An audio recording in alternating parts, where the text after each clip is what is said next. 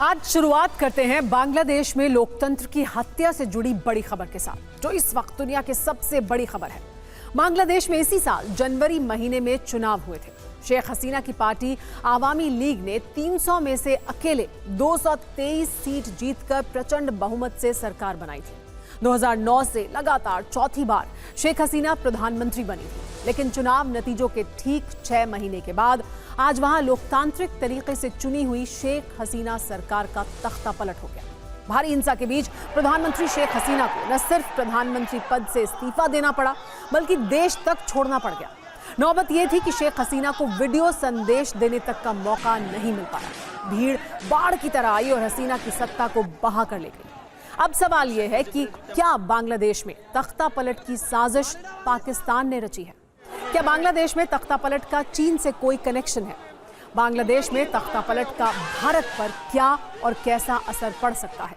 बांग्लादेश में लोकतंत्र अब पटरी पर कैसे लौटेगा?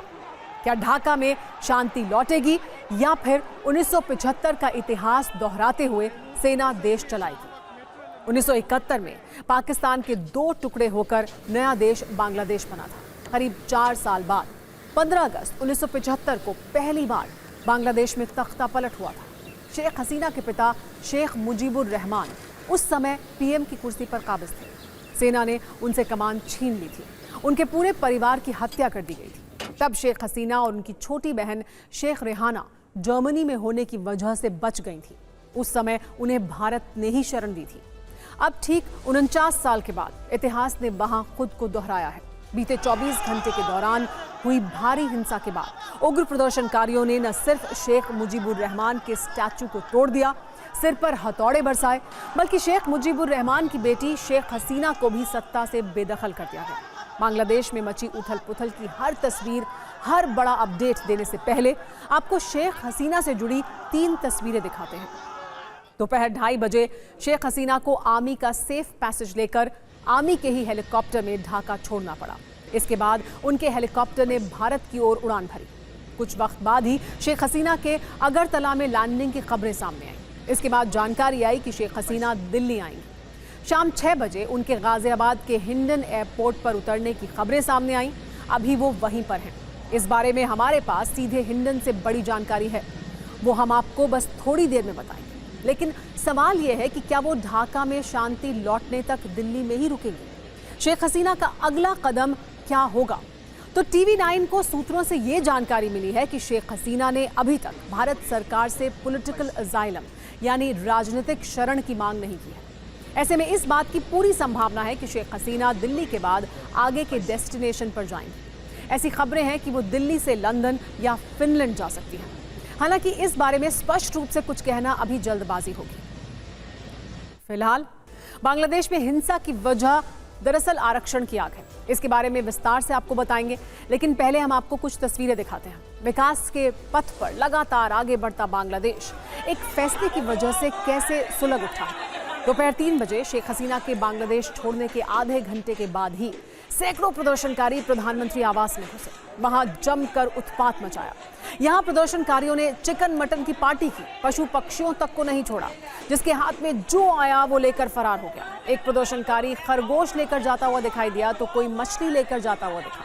बत्तख, बकरी को भी प्रदर्शनकारियों ने नहीं छोड़ा। प्रदर्शनकारी पीएम आवास के अंदर बने स्विमिंग पूल में नहाते हुए दिखाई दिए। एक वीडियो में प्रदर्शनकारी शेख हसीना के घर के अंदर लूटपाट करते नजर आए। उनके घर की कीमती चीजों पर हाथ साफ किया, बर्तन वगैरह ले जाते हुए दिखे।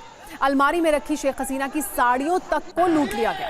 एक तरह से बांग्लादेश में लोकतंत्र की हिंसक तरीके से लूट हुई। आज सैकड़ों की भीड़ में प्रदर्शनकारियों ने असेंबली में भी धावा बोल दिया। जहां सत्र के दौरान नेता बैठकर देश की नीतियां बनाते थे, वहां अराजकता का माहौल था।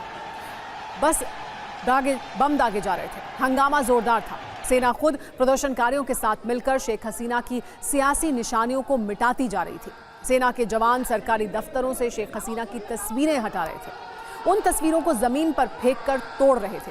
पूरी दुनिया ने ऐसी ही तस्वीरें 3 साल पहले काबुल में देखी थी।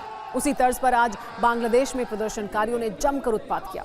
कई जगह हिंसा और आगजनी हुई। शेख हसीना की पार्टी आवामी लीग के दफ्तर को आग के हवाले कर दिया गया। पुलिस थाने को जला दिया गया। कई हिंदुओं के घरों में भी आगजनी हुई। तो देखिए किस तरह की तस्वीरें हैं इस वक्त बांग्लादेश में, जहां पर हर तरफ हिंसा हो रही है। खास तौर पर ऐसी जानकारियां सामने आ रही हैं जो बहुत चिंताजनक है कि वहां पर मौजूद जो हिंदू शरणार्थी हैं उनके घरों में आग लगाई गई है। और इस वजह से बड़ा सवाल उठता है कि वहां बांग्लादेश में सेना कब तक पूरे हालात पर काबू पा लेगी। हालांकि हालात पर काबू पाना इस वक्त बहुत ही मुश्किल दिखाई दे रहा है। पिछले 24 घंटों में बांग्लादेश में प्रदर्शन की वजह से 100 से ज्यादा लोगों की मौत हो चुकी है, जबकि पिछले 3 हफ्ते में यहां हिंसा में 300 से ज्यादा लोगों की मौत हो चुकी है। बांग्लादेश के बिगड़े हालात का अंदाजा आप इसी बात से लगा सकते हैं कि अब तक 14 पुलिस वालों की मौत हो चुकी है, 300 से ज्यादा पुलिस वाले घायल हैं, 11,000 से ज्यादा लोग गिरफ्तार किए गए हैं। बांग्लादेश को $10 बिलियन का आर्थिक नुकसान हो चुका है अब तक। बांग्लादेश में 3 दिनों की छुट्टी कर दी गई है, ट्रेन अगले आदेश तक रोक दी गई हैं, 3,500 से ज्यादा कपड़ा फैक्ट्रियों में ताला लगाया गया है, अदालत भी बंद है, एयरपोर्ट भी बंद है, पूरे देश में इस समय कर्फ्यू है। बांग्लादेश की स्थिति बताती है कि शेख हसीना का वहां वापस लौट पाना फिलहाल मुश्किल है। और सेना की जहां तक बात है तो वहां आज से सेना का ही राज है। आर्मी चीफ वकारुज्जमान ने शाम को प्रेस कॉन्फ्रेंस करके आगे की रणनीति बताई। उन्होंने बताया कि वो यहां अंतरिम सरकार चलाएंगे, देश को अब सेना संभालेगी। ये भरोसा भी दिलाया कि आंदोलन में जिन लोगों की हत्याएं हुई हैं उन्हें इंसाफ दिलाया जाएगा। बांग्लादेश की अलग अलग राजनीतिक पार्टियों ने मिलकर 18 सदस्यीय अंतिम सरकार बनाने का प्रस्ताव दिया है।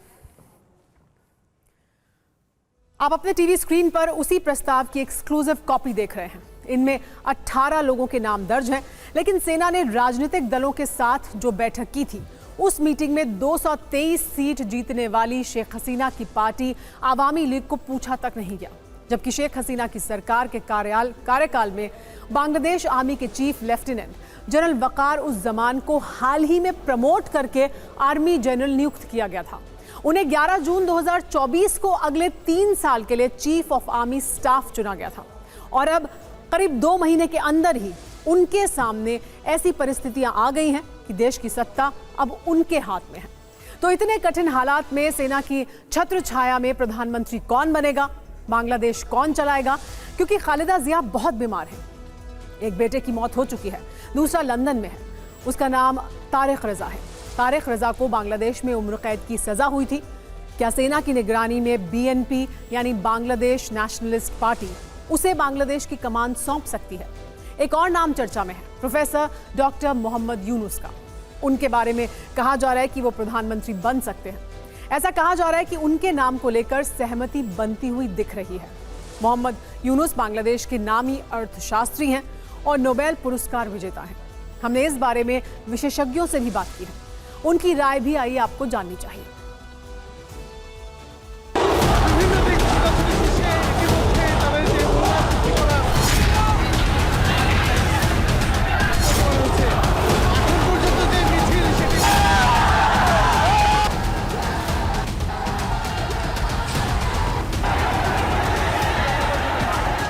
वैक्यूम है एक तरह का पॉलिटिकल लीडरशिप का, वो उभर कर सामने आता है, जिससे ये संभावना बढ़ जाती है कि सेना की अध्यक्षता में ही किसी तरह की अंतरिम सरकार बनने की कोशिश होगी।